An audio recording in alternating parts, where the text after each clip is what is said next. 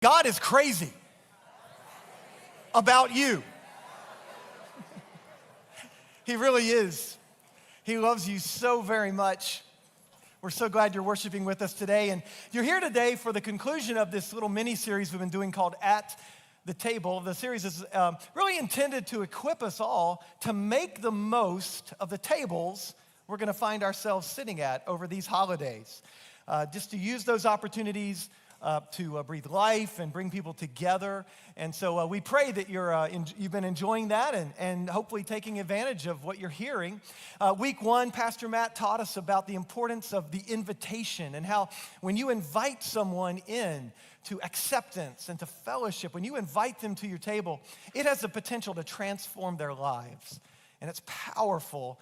It can change the trajectory of their whole lives just by that coming together. We also, last week, Pastor Aaron talked about how the conversations you have at the table with those who are with you have the power to help lift their focus and their attention from their position at the table to their purpose, to finding what God has for them right there in that moment and in the days ahead. So it's very powerful. Today, we're going to talk about the future. We sort of talked about the past and bringing people in and they can walk out of their past. We've talked about those that are with us in the present and making the most of that moment. Today, we're going to talk about the future, how we can prepare ourselves to offer the best possible table, the best possible opportunity for connection and fellowship. But before I do that, I want to just, I'm going to ask you something if you're aware of this. Are you aware that Thanksgiving Day has already happened? Everybody aware of that? I told my wife today was the first morning I woke up and I didn't feel like the Pillsbury Doughboy because of all the stuff, all the rich foods I've been eating over these days. It already happened. You probably are like me. I've been tripping on tryptophan. I feel kind of hungover from shopping on Black Friday and saving all of that money that you save because you spend so much on Black Friday. It's one of those. It's kind of one of those moments. I've been decorating the house. Anybody else decorate the house for Christmas over Thanksgiving week? Yeah. It's not even December and I'm exhausted. Like I'm tired already, but here we are. December's coming, Christmas is coming. We're excited about that. But I want to ask you, I just want to ask you to be honest with me. I'm not going to ask for a show of hands, but if we're honest with ourselves, some of us might say that what happened around our table at Thanksgiving didn't quite live up to our expectation. And what I mean by that is maybe it blew up again. Maybe something happened. Maybe that conversation happened. Maybe the jerks won and kind of took over everything and it just kind of went south. Maybe you were the jerk. Maybe you took it in a direction it shouldn't have gone, right? Like if we're honest, whether that happened over Thanksgiving or listen, we've got tables ahead of us, it's possible that we're going to mess it up. And so I'm doing this message in two parts. Here's part one. I've entitled this, What If I've Already Blown It? Right? Like what if I've already blown up the table, the fellowship, the friendship? Maybe it didn't happen at Thanksgiving. Maybe it happened a few months ago or even years ago. But there's this divide. There's this thing between me and other people that I should be in relationship with. I should be able to sit at a table with. And I've messed it up. Somehow it got messed up, whether it was me or someone else. What if I've blown it already? What do I do in that moment? And I want us to address this, and it's going to be very practical, and hopefully this part will be very quick. I want to give you some steps to resolving conflict, but I want you to know why this is so important. It is so important that we not allow unresolved conflict to remain in our lives. There's three reasons biblically I want you to see. And the first is this: unresolved conflict can absolutely block your fellowship with the Lord. It can block our fellowship with God. John said it this way in 1 John chapter 4. He said, if you say you love God but hate your brother, he says, you're a liar.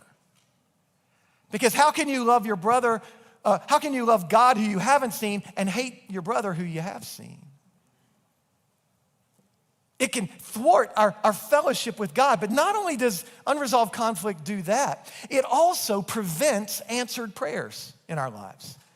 Peter wrote to husbands in 1 Peter chapter 3. Look at what he said about to husbands, in particular in this way. He said, be considerate as you live with your wives and treat them with respect as the weaker partner and as heirs with you of the gracious gift of life, so that what? Nothing hinders your prayers. Ladies, do you think he was only really talking to husbands in that moment? Mutual respect, mutual love, so that our prayers are not hindered. Unresolved conflict can do that. And then it does something else that we all are aware of, but we forget sometimes, and that is, thirdly, it hinders our joy. Unresolved conflict hinders our joy because it's this kind of seething, simmering anger underneath the surface that always robs away from the moment. And goodness knows, all it takes is maybe one person, sometimes a complete stranger, to tap into that, and they get the whole thing, right? They get all of that stuff, and they're like, what happened? I just bumped you by accident, right? It will rob us of our joy if we're not careful. Job's friends said it this way. One of them said, the anger that's in you is going to eat you alive. It's going to destroy you. We can't let that happen. Now, there's an overriding thought to all of this I want you to see in Colossians chapter 3, verse 15. And it just says this. It just says this. Let the peace of Christ rule in your hearts, since as members of one body you were called to peace, and be thankful. Let the peace of Christ rule in your heart. That word rule, in the language it's written in the original language, it has to do with somebody in a sporting event. We would say it this way: let the peace of Christ umpire in your life.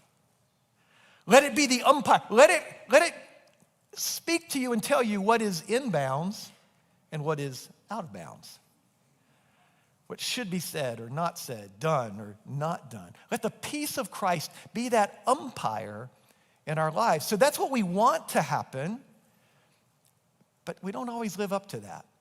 So if we've dropped the ball, if we've blown up the table, what if we've already blown it? What are some steps we can take to make peace, to come back together, to find a way to reach out and see if we can bridge this gap between us? 5 quick steps, and so just jot them down if you're taking notes. I want you to catch this really quickly because we need to move on. But these are important, and they will help you. If not now, they're going to help you in the future to be prepared to make peace. Number 1, first of all, plan a meeting.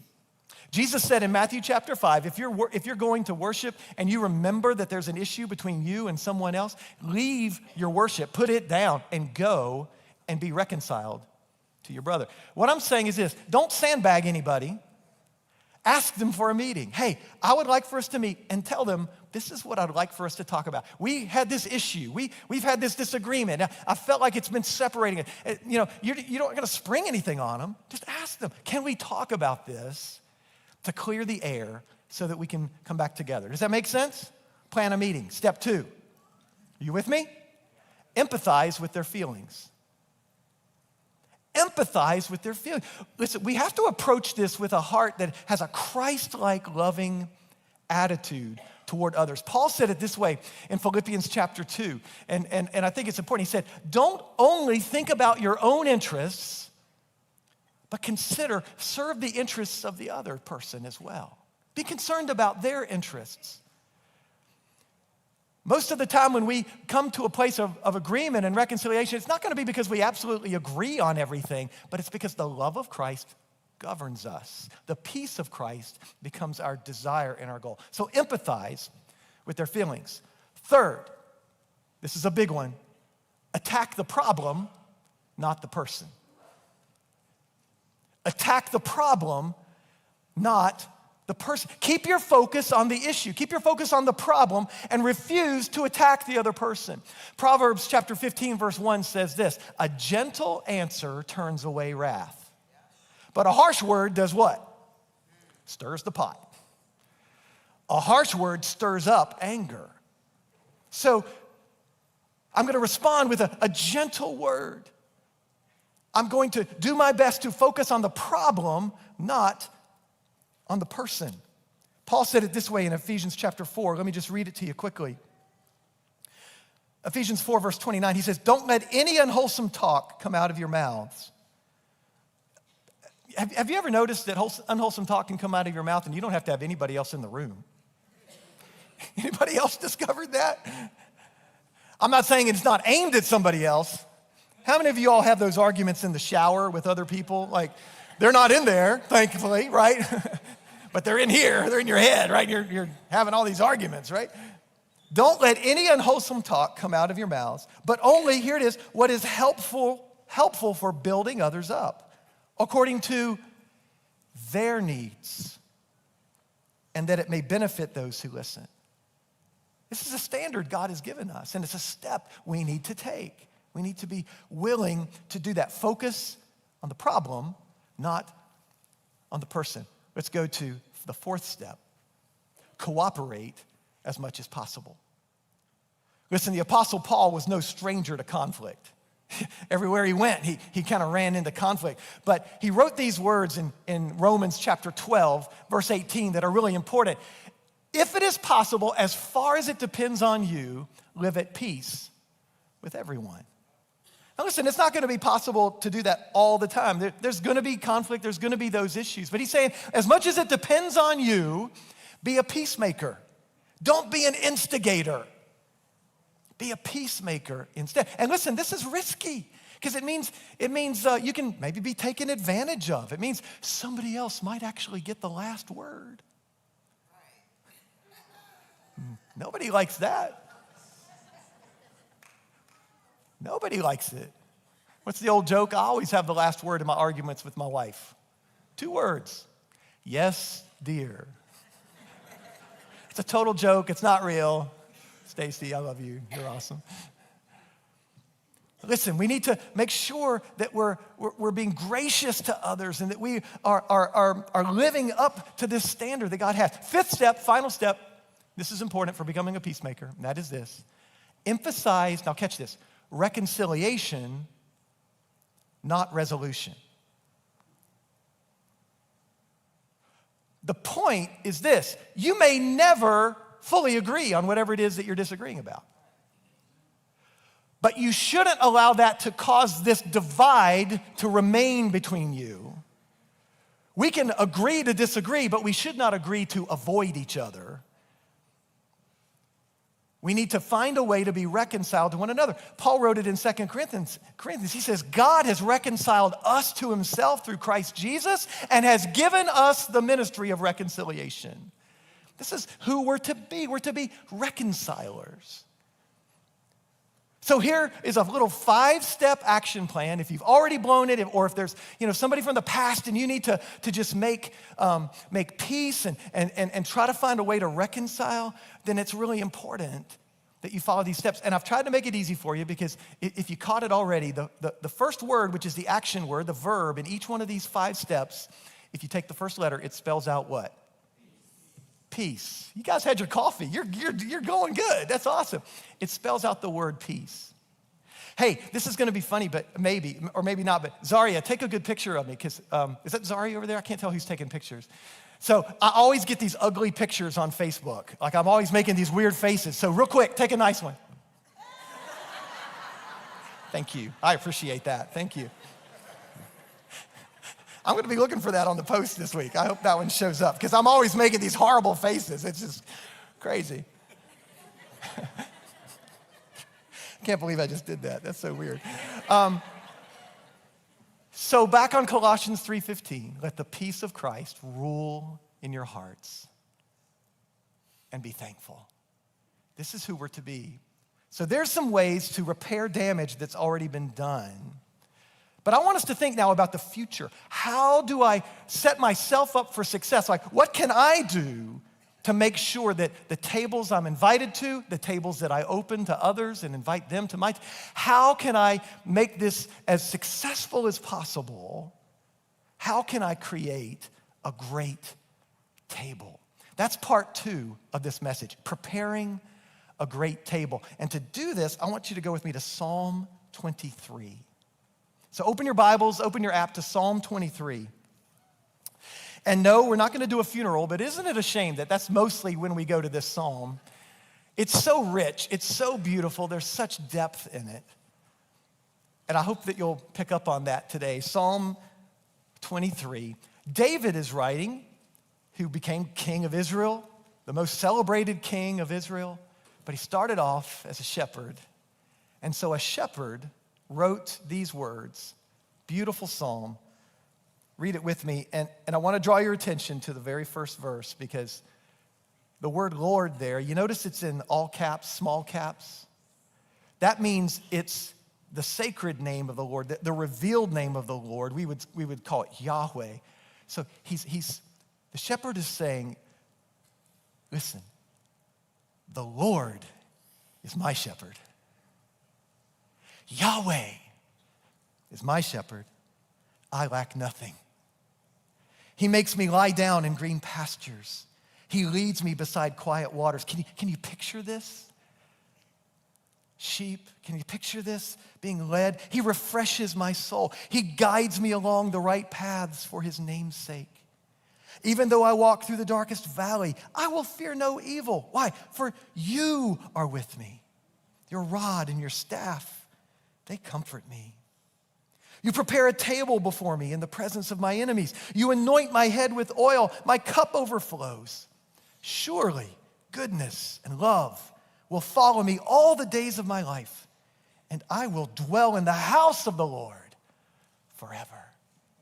Isn't that a beautiful song? Beautiful poem. So rich. You can almost hear the sheep bleating. In fact, I was going to have a background with sheep bleating, and it was so annoying. I thought, I cannot stand that sound. It's a cute idea, not good in execution.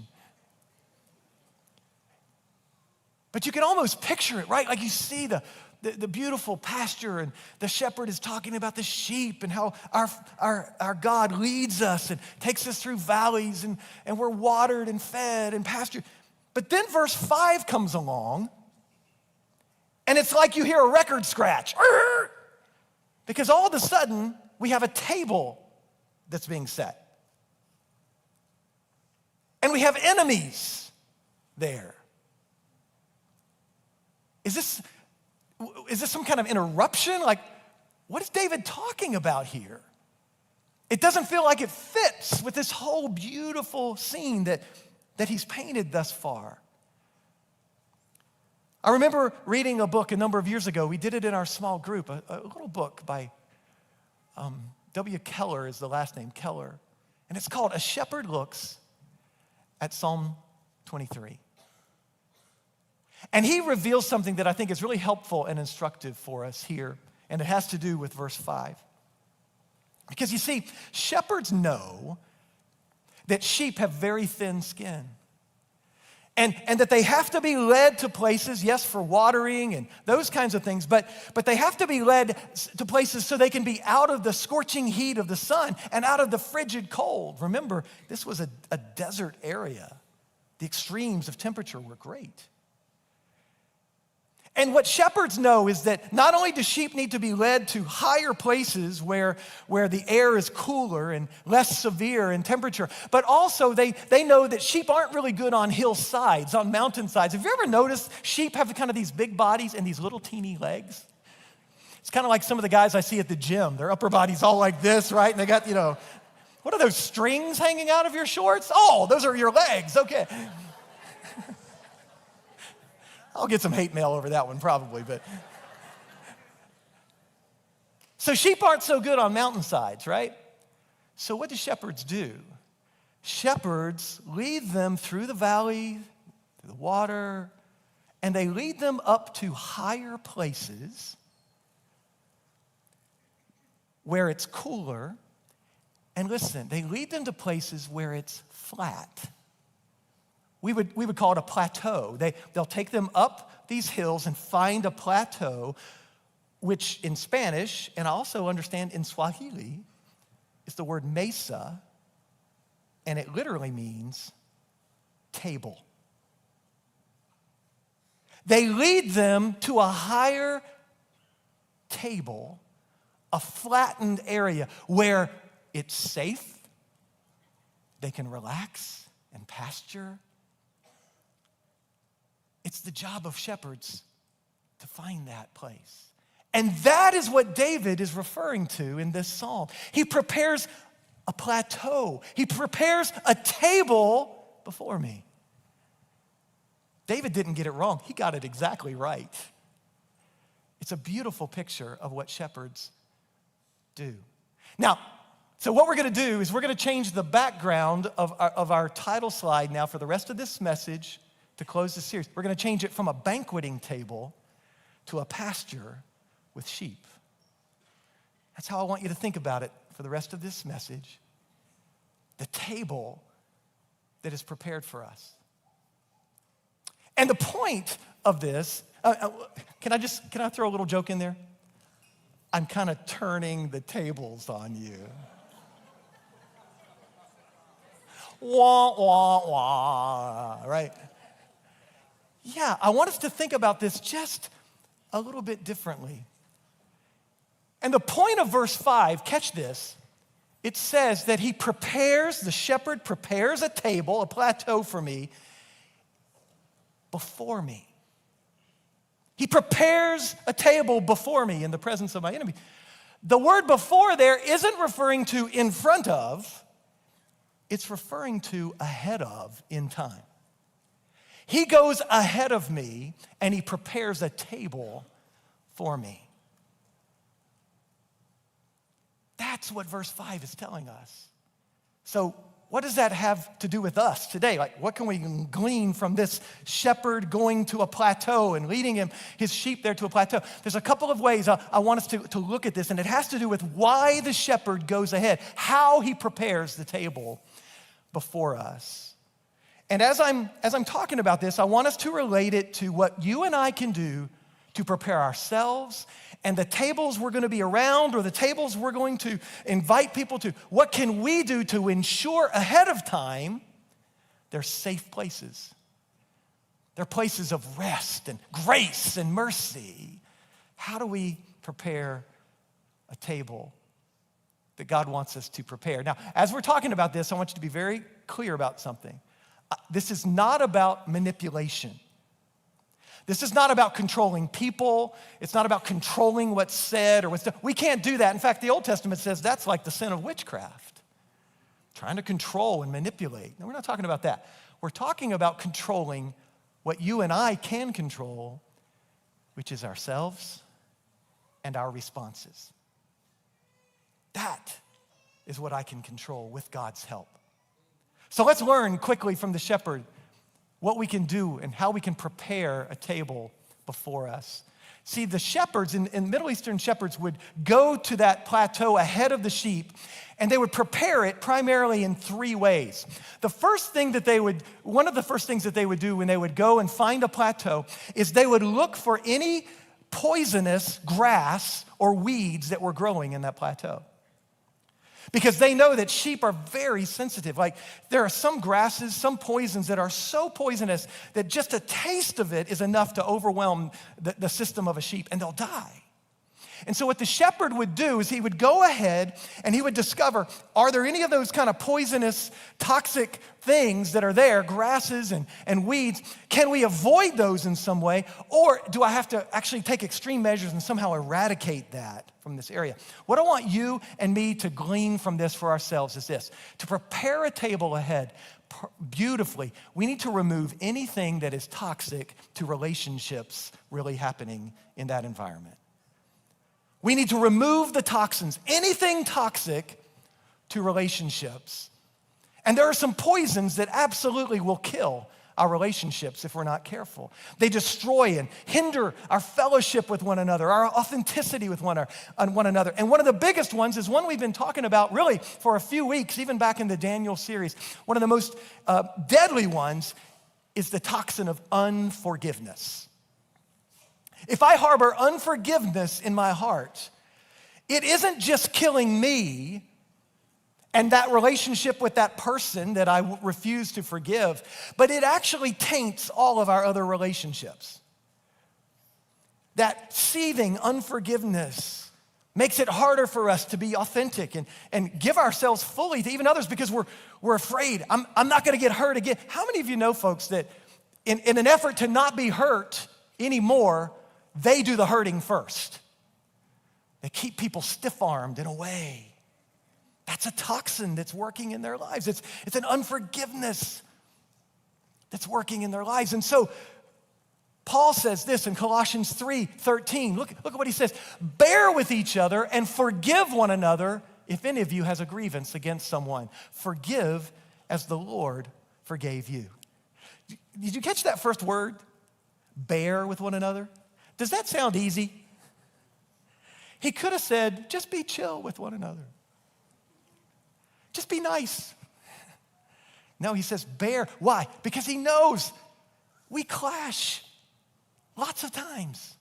So he's saying bear with each other, tough it out, and forgive one another. Now, it's important for us to kind of drill this down a little bit.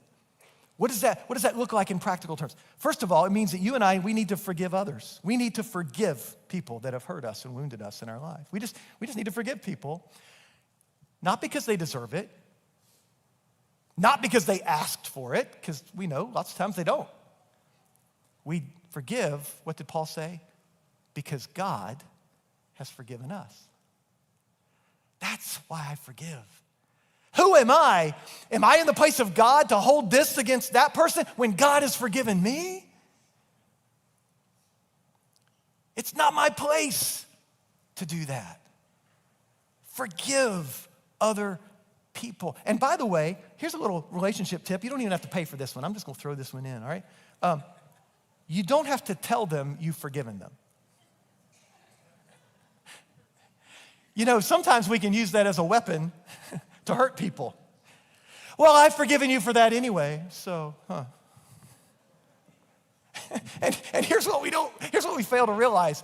Sometimes they have no idea they've even hurt us. They're like, what? What are you talking about? They have no clue. Many times, we can hurt people in that way if we're not careful. We need to forgive. What I'm saying is, with God's help, you can just let that thing go, surrender it to the Lord, and walk in freedom. That's what God wants you to do. And in doing so, you do something that the writer of Hebrews in chapter 12 said is so important. When we do that, we root out the potential for bitterness in our lives.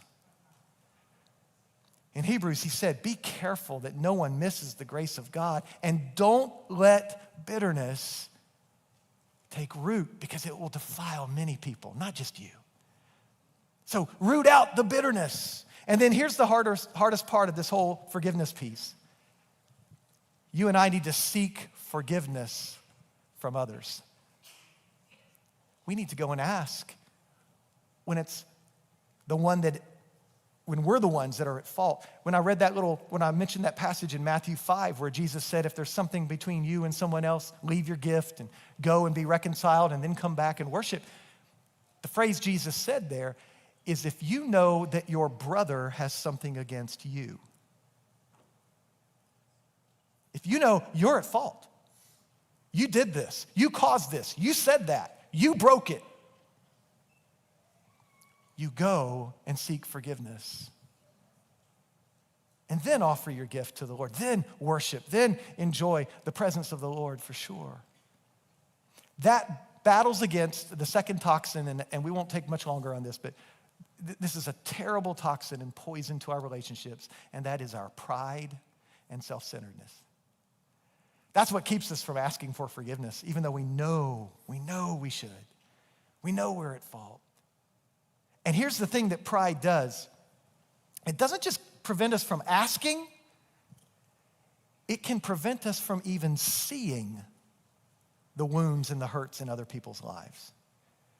We can become so self-centered and so focused on our own pain, our own hurts, our own wounds, that we would never even consider that other people have pain and wounds as well. There's no room for that in our worldview because we are at the center of our worldview. I'm not going to ask for any show of hands on that, but I'm hoping there's some feet that are feeling a little stepped on today. Mine are. We seek forgiveness, and it works against our pride. It helps us to push through and push ourselves back. And we begin to recognize that other people are hurting and wounded as well. It's not, did you know that everything that happens in your life is not about you? Have you ever had to tell a younger person, maybe in your household, that all this is happening is not about you? It's stuff that's happened to you or around you, but you're not the center of it all. We need to allow the Holy Spirit to take us out of the center of all of that. James said it this way in James chapter 1. It's a great way to get in tune with that. He said, we should be quick to listen and slow to speak. Like, just stop talking. Listen for a change. And you'll discover there's a lot of other pain, there's a lot of other hurt going on around you. It's not just you. And so we become attuned to that, and we can help. Another thought, can I just encourage you, don't take yourself so seriously. Just laugh at yourself sometimes. I have to say, I've lived in the same house now for 15 and a half years. And just this week, I once again, while emptying the trash can, raised up and hit my head on the corner of a cabinet that's been there. Oh, you're so sweet. Thank you. That's been there for 15 years. And at first, I was mad. And I wanted to say something, but I didn't. God was good. But then I just started laughing because I thought, I do this like 2 or 3 times a week for 15 years.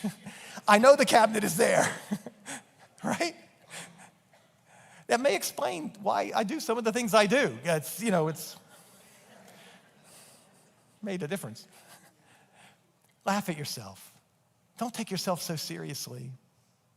It's important. And then just one other little tip, again, to take ourselves out of the center. When you have a table, when you're inviting others into a moment, don't be focused, well, let's say it this way. Focus on hospitality, not entertainment. Hospitality says, you are my treasured guest. Entertainment says, I'm an amazing host. Do you see the difference? I'm the funniest. I'm the greatest. Look what I did. Look how clean my house is. What is that blood stain on the corner of the cabinet, Pastor Dwayne? Hospitality is all about others. Entertainment is all about, am I the best? I want you to feel, when I invite you to my table, I want you to feel honored. It's not about me being honored. It's about you being honored. So if we can do that, just these simple little ways of taking this toxin out. Let's hit these last 2 reasons the shepherds go to the plateau, and we'll close. But a second reason shepherds will go ahead of the sheep, they'll go beforehand to the plateau, not only to get rid of toxic grasses and poisons that may be growing there, they also go there to discover what are the predators in the area and how might they attack the herd if I bring them here. You see, in that culture, there were coyotes and bears and cougars. It was a dangerous place. And so a shepherd would go ahead and scout out what are the signs of that kind of wildlife that would attack my herd, that would attack the flock, and where might those attacks come from? What are the likely vantage points that a predator would take to try to attack my sheep? For you and me, what I'm saying, and what I want us to glean from that is this. You and I have the chance right now to plan our response now to any potential attacks that come at the table. Plan your response now. Notice I didn't say your reaction. We don't have to plan our reactions, do we? They just happen. No, plan your response. How I can anticipate, what is that argument that always comes up? What is that bone of contention that's always between? What is that thing that's going to happen? Now, here's where I want to be careful. I'm not talking about manipulating. You can't control people. It's not about that. But you can control your response. Choose now, determine now how you're going to respond in that moment if that thing comes up. What will you do differently? Because again, Proverbs 15, a very wise man said, a cheerful answer turns away wrath, but a harsh word stirs it up. You and I, like we heard about at the Gifts Mic today, you and I have a choice of how we're going to respond. We get to choose. Can I just encourage you, don't take the bait. Just don't take the bait. You know, how many of you have a relative or a friend or someone who always kind of dangles that thing out there and will say just enough to try to get you to pounce on it? Anybody? Anybody here, you are that person? We're gonna pray for you. Don't take the bait. Refuse to lash out. When you refuse to do that, listen, it removes the stinger. It removes the venom from the bite. Stop fueling those barbs that are coming your way. Instead, relax. Let me say it this way, and this might be a phrase that'll work for you. Can I just say, don't go there? I got to share this story with you. Years ago, probably 15, maybe 20 years ago, I was with my wife and her family, her dad and the rest of her family. We were out eating somewhere, and it's a big table, and we're talking, and I'm seated here, my wife is here, and her father is over here, my father-in-law. And her father and I, we differ on some things politically. And we've had those conversations off and on. And so we're sitting at this table out at this restaurant, and he says something, and I kind of responded a little bit, and he says, and then I just leaned over and I said, Dad, you don't want me to go there. And at this moment, Stacy, my wife, is looking at me, and her eyes are as big as saucers. Like, you know, her back of her head is to her dad, and she's going, that's the picture they'll put on Facebook. Watch. You watch. That's the one they'll say. No. And here's the best part. Her dad leans over beyond around Stacy and he says, go there. It was awesome. It was a great moment. And the greatest moment was watching my wife and all the blood just drain from her face. What is he gonna do? So I was a very wise man that time, and I decided to listen to my wife's unspoken language instead of my father-in-law's verbal barb to go there. And so I did not have to sleep on the couch that night, and that was a good thing. By the way, I've never had to sleep on the couch. Let me just clarify that. Not because I didn't deserve it, because she's full of grace. I'm just saying, don't go there. Don't take the bait. Why take in fact, you know what? Your loved one or your friend knows where you stand on stuff, right? They already know where you stand. Why do you have to keep going back to it and saying it over and over and over and over? Well, Pastor Dwayne, I'm just trying to be a good witness for Jesus. I appreciate that. But they know where you stand. So you can either choose to reject them altogether, or you can choose to have grace and say, and not even have to say it, but by accepting them, you're not approving of what they're doing or saying, but you're accepting, you're saying, I care about you, I care about our relationship enough that I don't have to keep going there. You know where I stand. If you want to talk about it, we'll talk about it sometime, but I'm not gonna keep poking at the bear. I'm not gonna keep picking at it. Can I just encourage? I'm trying to say that not with judgment. I'm trying to just say just have grace. They know where you stand. They know what you believe. They get it. Show them Jesus. Show them the kindness of Christ. Let the peace of Christ rule over your heart.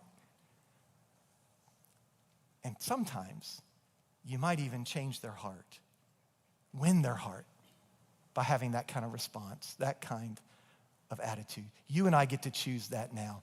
There's one final thing that shepherds do, a third reason they go to the pasture and a way that they prepare it, and that is that they clean out all of the waterways. They clean out all of the water tributaries, all of the things that are fueling the water supply. The grasses may overgrow them, the leaves, all that kind of stuff may hinder that. The little areas that dam up the water where the sheep can lap the water up, the walls kind of break down. And so they'll fix those things. They'll repair those things so it can be a refreshing place for the sheep. What I want you and myself to glean from this today is that we need to intentionally inject life into every interaction. Like, make it your decision. How can I inject life into that moment? What can I do to breathe life there? Have you ever noticed there are certain people that can walk into a room and they just bring life to the room?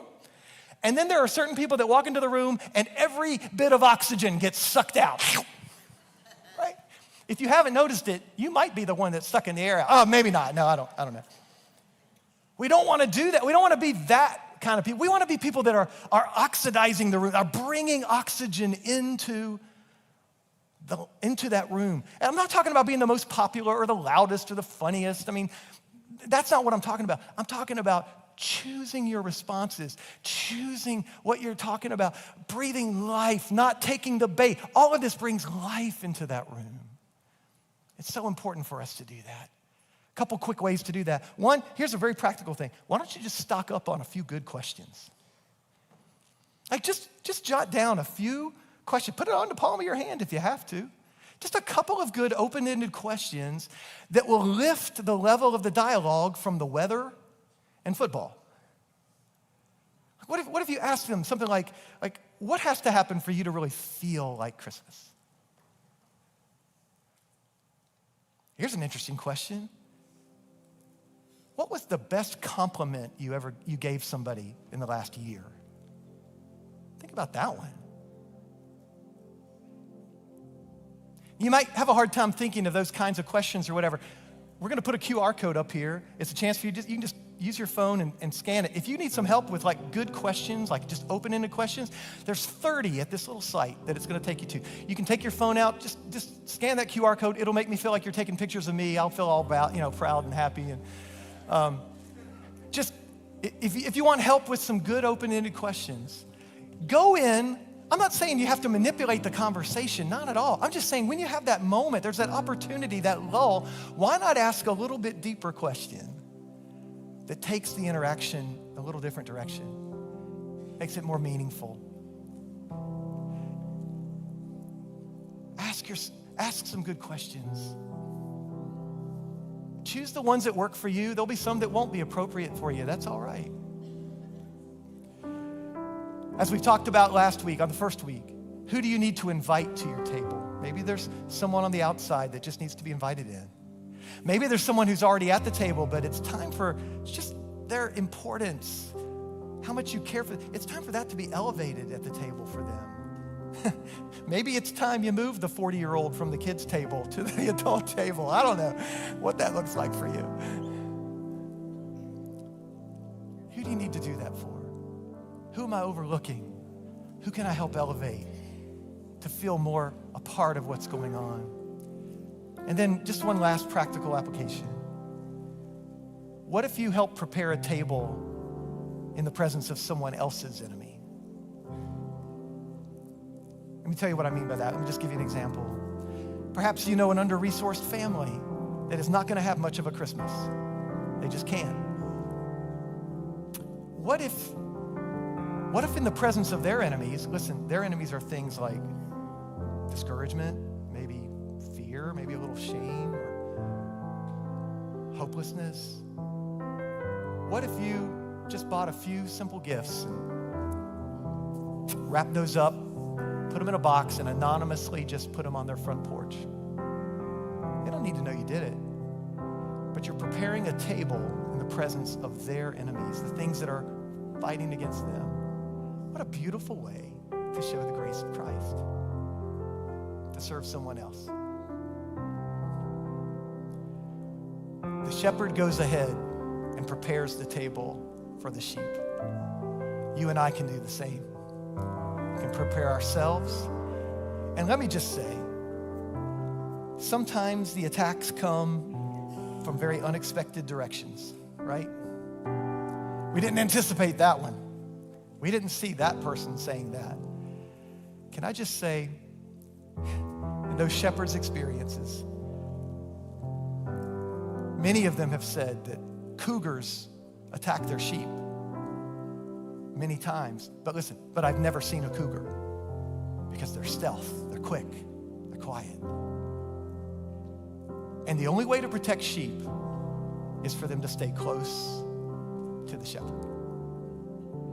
So if you want to provide a great table for people, if you want to take these 3 sort of action steps, taking out the toxins, injecting life. If you want to do these things, preparing a table for someone else, you're going to have to stay close to the shepherd. Stay close. He'll keep you safe, and he'll help you know how to respond in the moment, even when you aren't prepared for the moment. Well, our hope is that this series has been very practical for you, like to prepare you. We've still got 5 or 6 weeks of holiday stuff coming, right? Tables you're going to be invited to, and tables you're going to be inviting others to join you at. We hope this will help you. This little series will help you make the most of that. I want to close by just saying this. Psalm 23 is ultimately about what our shepherd has already done for us. It's what we've been singing about all day. Our thankfulness to God, his faithfulness, his goodness, his provision. He has already gone before us. And listen, he's done everything that you and I just talked about doing. He's already done that for you and me. He's already dealt with our enemies. He's dealt with sickness. He's dealt with illness in our bodies. He's dealt with death. He's overcome all of that. And you and I might think that those are the most dangerous enemies. But there's one other enemy that's more dangerous than any of that. And that's our enemy called sin. Because you see, sickness and death, that only has to do with the temporal, with what's happening right now, with our temporal world. But sin affects us for eternity. You and me, we will spend eternity somewhere. It'll either be like verse 6 of Psalm 23, in the house of the Lord forever, or it will be away from the Lord forever in a place that Jesus called hell. You and I get to make the choice. Will I follow Jesus, the shepherd who's already dealt with the sin enemy, or will I not?